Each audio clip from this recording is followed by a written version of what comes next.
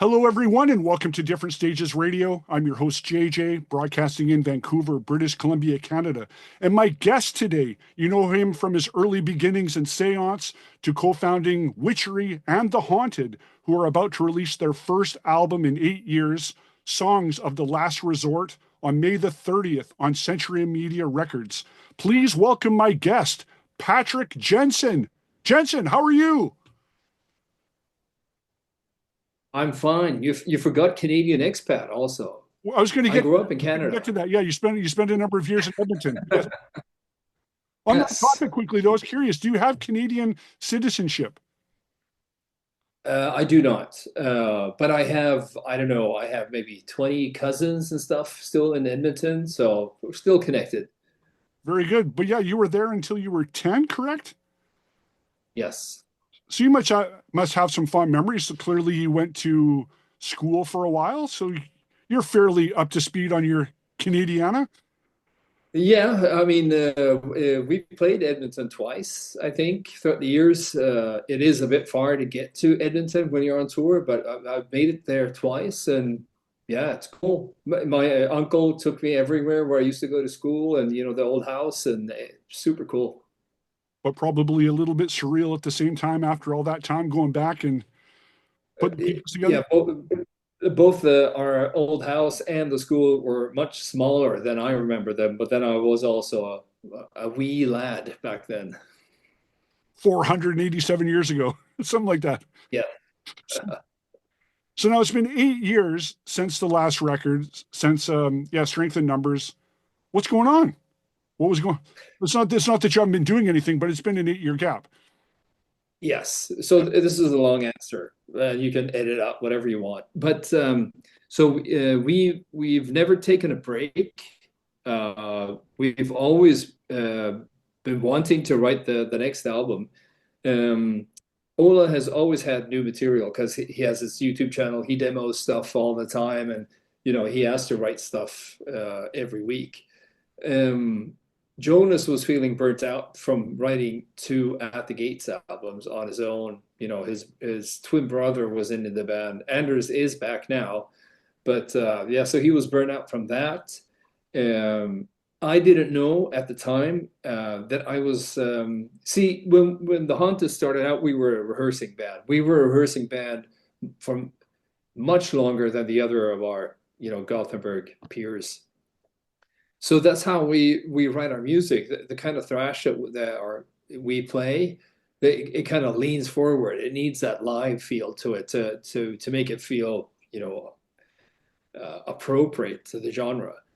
Um, but after we changed a lot of members in 2012, we all live in different cities, all of us, even different countries. As drummer Adrian lives in London since '99 when he left the Haunted to join Cradle of Filth. But yeah, so after Strength in Numbers, I felt that, it feels a bit stiff. I wanted the next album to sound more like The Haunted did back in the day. And I didn't know that what I had on my computer, the tools I had, the guitar plugins, was holding me back. But to try to get things moving, I booked a studio here in my hometown. We flew Adrian over, so just him and me. We're going to have 6 days in the studio and, write songs. I had a bunch of ideas that, we're going to make a, fair amount of songs here.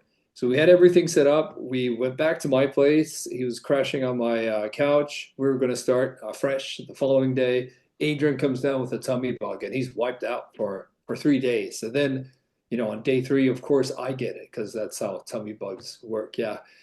So I was still sick when he had to go back and pack everything up and get on his plane home. So not one single minute came out of that whole thing. So that was a bummer. That was 2021. So we also had the pandemic in between there.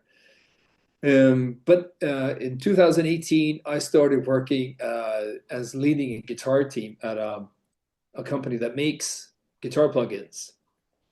So this is a long answer. I'm sorry, Oh, good. Oh, but in March last year, we put out a high gain guitar plugin, the Engel Savage, and I when I played that, I realized that this sounds just like I'm sitting in the rehearsal space. That's where I grew up. Ola is me. He's a few years younger than the rest of us, so he's used to playing everything in the computer. So he doesn't. That's you know how he's always done it.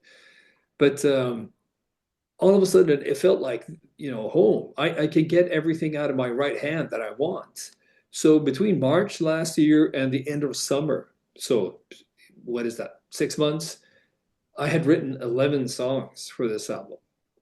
I had no idea. I was so held back by what the tools I had at my disposal. So all of a sudden, I had songs. Ola's always had songs. I told the other guys, okay, we're going to record this November. I found a studio, yeah, a studio that I've learned to know through the work I do with the Halo effect. And they were, of course, they were happy, but they were skeptical. Like, there's, so many years and nothing happening. They were like, "Are we really going to be ready?" Yeah, man, we're going to be ready. And eventually Jonas got going too, and yeah, we entered the studio, and this thing came out. I mean, you're always happy about a new album, but we didn't know. We think it's a really good album. We didn't know when we entered the studio that it was going to be more than a new album, if that makes sense. But when things started to get added, when the beginning of the mix, when we started to hear the songs with vocals and solos, we're like, in our chat group, like, this sounds really good, everyone was chiming in, and yeah, so maybe it was worth the wait, but yeah, we never intended it to be 8 years. Now we're back on track. I've already started to write for the next album because it's just so easy. Well, easy. I say easy, but it is work. But I'm not held. I don't feel held back anymore. And when the creativity's flowing, you got to go with it. I assume Exactly. when the ideas are, Yes. why hold them back? Even if you're just putting stuff, recording things, having things set aside for future ideas, at least there's something there to work with rather than it just vanishing. Yes. Now you touch on something that, with it being 8 years, and sure, it's felt like 8 years, but at the same time, less is more, perhaps. And I agree that there is something extremely special and unique with this album. Like, it's not, dare I say, another Haunted album. This is serious. Like, it's front to back. This is a no bullshit album. There's a statement being made. You're not just phoning it in like this. And as tight as I find the album, I still find it's very loose and relaxed. Is that a fair Mm. assessment?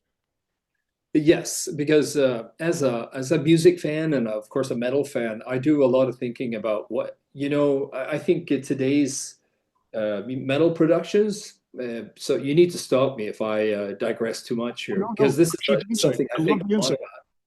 Yeah, because I think they sound a bit too clean and too sterile. And I grew up when metal sounded dangerous, and I want my metal to feel dangerous. And I think it's easy today to just say that you're an older band and you aren't as passionate anymore, so you're just happy, okay, it's super tight now, so no one can point a finger towards us. Or if you're a new band and you don't know anything other than starting out in the computer where there is a click track from the first second, you might not know that it's your whole identity is you'd sound like a band, individual band, if you don't use the click track. So that was one of the mindsets that I had. Just like I said, I wanted the album to have more of a live feel. I want the music to be dangerous again, that you don't know after listening 5 seconds, oh, nothing's going to surprise me. But I think we've managed with this album that you don't really know as a listener, like where's this going to take me? I need to crank this up on the volume because this is stuff's happening.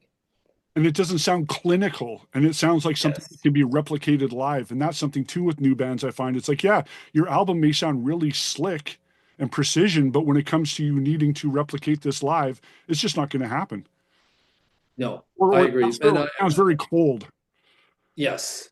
And yeah, exactly. And I don't want my metal or any music for that matter to sound clinical. It's supposed to be done by humans. And I think I mean, most people have heard AI generated music, even there's AI generated metal. And it's easier for a computer to create something in a few seconds that's exactly on the grid, you know? So maybe bands will realize that, okay, we need to stop, focusing on the grid and keeping it to the click so much because we'll just end up like someone saying, okay, AI, write me the new Metallica song or something. It's within the mistakes that you get your identity. Mistakes in quotation marks. And that's once again going to see a live show. What makes it live? Because there is mistakes and not perfect, and maybe there's an extended jam or what have you. That's what Yeah, performances are about. Um, absolutely. Now, I want to talk about the first two, I guess, call them singles, Warhead and In Fire Reborn. How have those been received so far? The reception. Uh, Very good. I mean, we are as a band, we're because it's been 8 years, we're curious to if people even remember us, you know? So we've, or at least I have read the comments. I know a few other guys have too. And people, people are very happy about the songs. We are very happy about them, of course, but um, there's a lot of great comments, and we've never had, the numbers of views on YouTube increase so fast that we have with these two songs. And I've gotten friends have texted me from people, metal people I know all around the world, and some of the nicest or the best compliments I've ever gotten is that people say that it feels like coming home. And I understand what they mean because when I grew up, I listened to Kiss. No one else listened to Kiss in my class. When you're whatever 12. And then one summer into seventh grade or eighth grade, uh, I show up for school. Everyone has Judas Priest patches and Saxon and whatever Ozzy, and so I just dove headfirst into that. That was, it was great. And I thought, oh, Kiss is just old bag. I don't care about them anymore. Then on TV, I saw a live video of Love Gun, and I was like, oh, this is the band I cared so much about. And that made me feel like home, coming home again. So I know exactly what people mean by that. And that is the best compliment I've ever gotten, I think. It's that comfy pair of shoes. Yeah, like this is, oh yeah, I cared so much about this band and they're back, it means a lot. And I think with you touching on being 12 and listening to Kiss, that's making me think now in a lot of ways that The Haunted, it's been 8 years. So the last record, if you're 12 right now, you were 4 when the last record came out, that this is your band now. And I find too, I'm not meaning to speak for you, but I find when I look back at the music that really impacted me, that it's when you're able to purchase it and buy it as it's coming out. You can always go back and discover things before your time that can still be awesome, but nothing really hits you as hard as being able to be there during that process of when the album is fresh and new. I agree. I mean, back when I was young, music was kind of the only thing that you had as a, young teenager. So you could just, you close the door to your room and you put your headphones on and then you just listen to. I just listened to like Screaming for Vengeance, that first side of the vinyl. I just listened that to pieces, and then maybe I should listen to the B side, and then you do that for a week, and then maybe I should, the A side. Yeah, it was really cool too, because so you live and breathe that kind of music when you're young. When you're older, you have a job and whatever. You might even get kids, and you don't have that time. So it is. I agree that the music that you listen to when you're I don't know, 13, 14, 16, maybe, that is the music that sticks with you. And when I was that age, like when I came back that summer, the first album that I borrowed from a friend was For Those About to Rock. So I instantly became a AC/DC fan. And I took guitar class in Edmonton when I grew up there. So I knew how to play the guitar. And when I heard AC/DC, which is chords, like I can play this. So I had actually an electric guitar already from when I was 7 years old. So, I could play these songs, and that's what started my playing along to my albums. That's brilliant. So now you can look forward to perhaps a new generation of the Haunted fan base that are just, this is all fresh to them. It could actually play into our favor that So there was a gap. Like people feel like it's a like a comeback. Like we feel that we've never gone anywhere, but so yeah, embrace it. Now, yes. but if we go backwards, it's been 27 years since the first record, which was so impactful and so influential. And then you struck gold again with the second record, The Haunted Made Me Do It, which is now 25 years old this year. What Mm. happened there? I'm curious if you maybe have any plans for The Haunted Made Me Do It. And And not for that album because this album is such a big thing for us, so we want to focus on that. But um, me and Adrian. So a little backstory here. My first band that I put out an album with is a death metal band called Seance, and we Seance opened for At the Gates on a European tour in '94, I think. And we had a great time on the bus. I got along really well with the drummer, Adrian.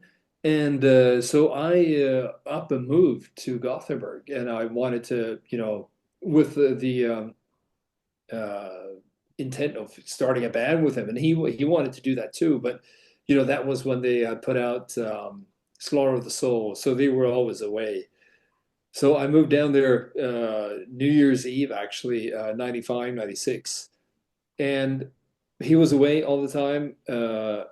On July 26th, he calls me and says that At the Gates have broken up, and if I'm still interested in starting that band, and I go, hell yeah, man. So the following day, on July 27th, 96, him and I rehearsed for the first time in At the Gates rehearsal space. And I had written a song that I had brought with me. And so we played that the very first day, and that was Undead. That's on the first album. So next year is 26. So that's 30 years. So I'm thinking that we should do something for next year. good idea. Yeah. Maybe tie in the two records. Who knows? Maybe, perhaps. But I was wondering maybe if there might be like a reissue as well, maybe of either or anniversary wise, something if there's anything like that that you've been entertaining. If there's any unreleased live material that you have drifting around that's of, you know, pleasing quality that you'd like to get out there, We demos, that did, kind of thing. yeah, we did do a few. I'm not sure if it was a real Peel session, but we did something like a Peel session when we were in London, when we played a show there. We had to get up at 9 in the morning after playing, very late the night before. And we recorded live for some, I think it was some BBC stuff. So if we could get hold of that, we could put that out. I mean, that's a good idea to maybe reissue the first album or something. I don't know. That's on Earache. So, and we're on Century Media now. So I don't know how they because they're busy doing all the what do you call it? That kind of retro rock thing. Uh, Yeah. they're doing better than ever actually than they did with the death metal band. So I don't know how into if they even have it, in their Yeah, schedule. yeah, probably be up to some label out there kind of licensing it perhaps and doing it on their Yeah, own, that that's kind of true. thing. So Yeah. we'll cross our fingers for something of that nature. Now back though to Songs of the Last Resort. Had the pleasure of hearing the record a number of times front to back, and like I said, it's just brilliant, crushing, honest, focused, riff heavy. I also wanted to talk about two tracks that also stood out to me: "Death to the Crown" and "Salvation Recalled." Can you tell listeners about those two tracks? Well, Death of the Crown is Ola's song. It's very fast and intense. Yeah, typical Ola. I don't know what he was thinking about when he wrote the song. I can only talk about because we're not together. We write them, you know, on our own. But when we before we choose the songs, Jonas and Ola and myself, we meet up. So we sit together and we go through the songs and we go, okay, maybe we should change that. And so there is some kind of face to face, the last touches and, editing and so on. So everything has, a touch of everyone at towards the end. I actually think I do have a riff in that song now when I'm thinking back. But yeah, I don't know what Ola was thinking about with that song. And the other song is a Jonas song, so it's the same thing. See, that's what I want to be a rehearsing band, so I could be there and tell you, yeah, we have problems with this and that and so on. But yeah, I'm sorry. I can tell you about because Warhead and In Fire Reborn, they're both my songs. I can tell you a story about In Fire Go Reborn if for you it. Yeah, want. go for it. Yeah, definitely. Yeah, so I knew because it has a 6/8 signature on the drums, that typical Gothenburg thing. And I told Jonas that I'm going to write, I have the song that I've started, and I want you to write the chorus. Because, I mean, let's be honest, no one writes melodies like the Bjorn brothers. And Jonas is amazing. Like, what he can do, it take me, if I would ever be able to accomplish it. I mean, he's great. So, and like I told you before, he was feeling burnt out. So I didn't get any chorus from him. So eventually, like, okay, I'm gonna, do a little mind trick on him. So I wrote a chorus, and it was a sincere effort, and put it on.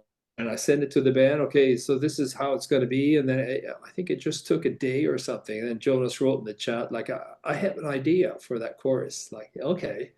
He was like, okay, I can do better. That's awesome. So now, was this really all recorded or just most of it recorded in 10 days? Did we actually wait 8 years for something to be done in 10 days? Yeah, I mean, Remarkable.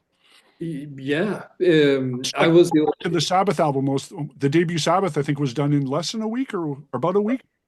Yeah, probably. I Yeah, mean, it wasn't first Venom album in 3 hours, and then the second one in 3 days. yeah, So well, you can probably tell from the Venom I think albums. so. Like, Yeah, yeah. I mean, they do capture a certain atmosphere. So and they are good. So yeah, maybe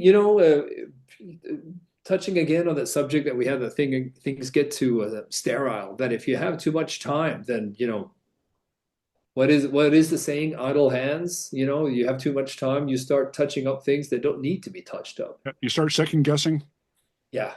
So yeah, I was in the studio for because people came and went. There's no point in the whole band sitting there waiting for Adrian to do the drums, but I was able to be there all the time. So when we recorded the drums, the guy that has a studio, Oscar Nilsson, he's an old drummer.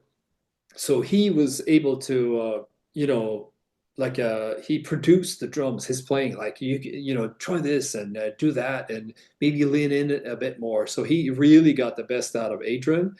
And then we put down the bass and the guitars.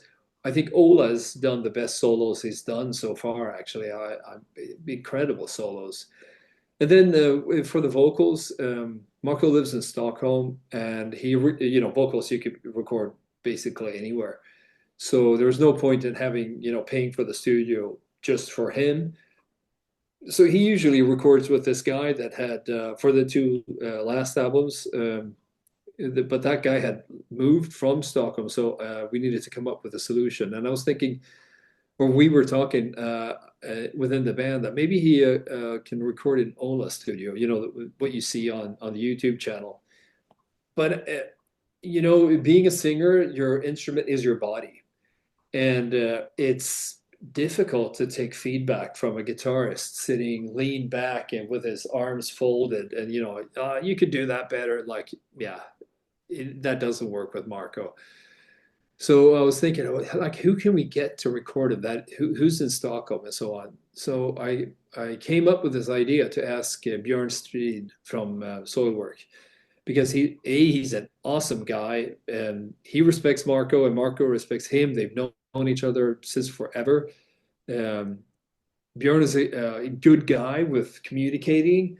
He's also, when he records, he goes to Devin Townsend So he's been coached by Devin, who's amazing. So maybe he's learned a few tricks, like how to get the best performance out of a singer. I asked Marco, would you be up to record with Bjorn? At first, it was like, oh no, and I understand that. It would be like telling me, like, okay, you're gonna track rhythm guitars, and the Hetfield is gonna be sitting there pushing, but like, maybe not, But Marco agreed, and they did the first batch of songs, and Marco was raving. He was so happy. There was someone that, you know, he wouldn't let small things slip, or let him off the hook too easy, but in a way that Marco respected, because Marco knew that Bjorn has also been in this position. So it worked out really well. So I have to say that the whole album combined, we struck gold with the people that we've worked with.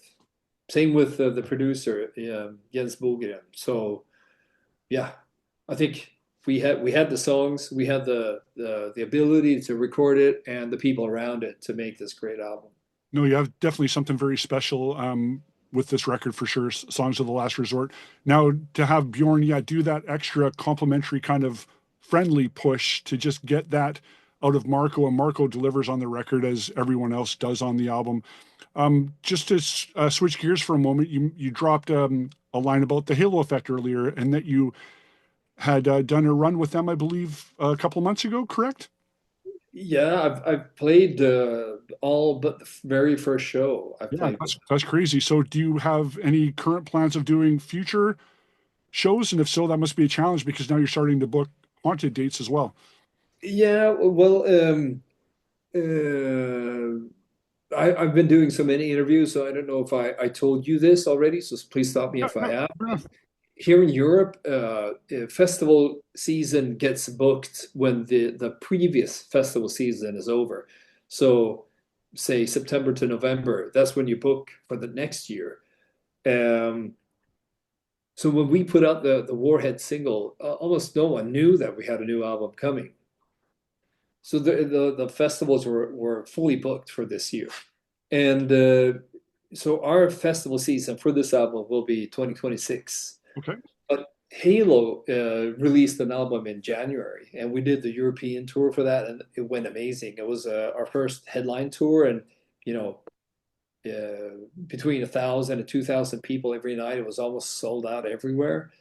And also, I can add the music is different enough from the Haunted. It's a lot more melodic, so they don't kind of there's no To clash. Not really clashing. exactly. Yeah. So, and also, these are the guys from when I moved to Gothenburg. We hung out all the time. So it's just a big, you get to hang out with your friends. And I get to help out the band. Jesper, he play any show he wants. If he's ready, he feels that he can do it. It's him playing. So, but I will be playing. I'm scheduled to be on the shows. So, but yeah. So this year it doesn't compete with the Haunted dates because the festival season is already booked as this album is coming out on May 30th. But because Halo already did the tour at the beginning of the year and then done the festival season, Haunted is can do lots of stuff this fall. So we have a lot of shows booked up. We're going to Japan as well. So And any plans on maybe coming to North America next year, maybe 2026? hopefully, yeah, we'd love to. I mean, are you asking me, ex-Canadian? Of course, I want to go back. So yeah. But that's the intention. There's wanting and actually making it happen. They're two different things. Well, I really like steak for dinner, but I don't know if that's going to happen. we are able to do shows and we want to. So yeah, if we can make it happen, it will happen. Awesome. Now, there's a bunch of different variants of the new record, Songs of the Last Resort, correct? We got some different bundles, colored vinyl. Best Yes. place to go, see on distro. I know you can also pre-order them, no pressure, on differentstagesradio.com. Anywhere else that people should go to purchase haunted material? From our website because I think we even I'm going up there in a week or so, and I think they'll be signed or something. I don't want to promise too much, but there is some kind of special thing if you order from our website. Which is? I don't know. I took care of a lot of the writing and I'll get that on the screen for you. I'll get that in the video for you. yeah, I took care of all I was the project leader for the recording and everything, and I do almost all the interviews also. So the business side of things, that's someone else's headache. All good. Well, Jensen, I appreciate your time today. I know you've been bombarded by a bunch of weirdos, such as myself, doing interviews, but I appreciate you taking the time for Different Stages Radio. And everybody, look forward to Songs of the Last Resort, the brand new Haunted album. First one in 8 years. It's going to kick you in the ass. Comes out May the 30th on Century Media. Get it, okay? This is Different Stages Radio.